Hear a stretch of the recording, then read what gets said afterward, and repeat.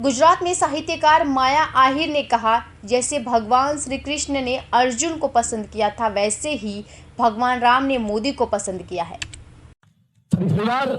અમરીશભાઈને ધન્યવાદ આપું છું કે ઘર વાપસી થયા છો અને પૂરેપૂરી નિષ્ઠાથી.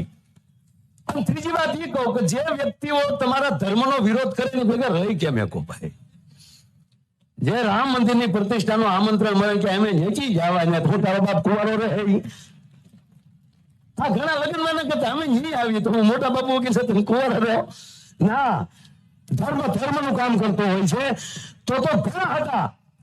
પણ ભગવાન કૃષ્ણે અર્જુનને પસંદ કર્યો એમ મને કહેવાય કે ભગવાન રામે નરેન્દ્રભાઈ મોદીને પસંદ કર્યા છે. એ કાર્યમાં મારે તમારે જોડાઈ જવાનું, ખિસકોલી જેવું કામ કરવાનું પણ મને તમને લાભ મળે એ લાભ ભૂલાઈ ન જાય.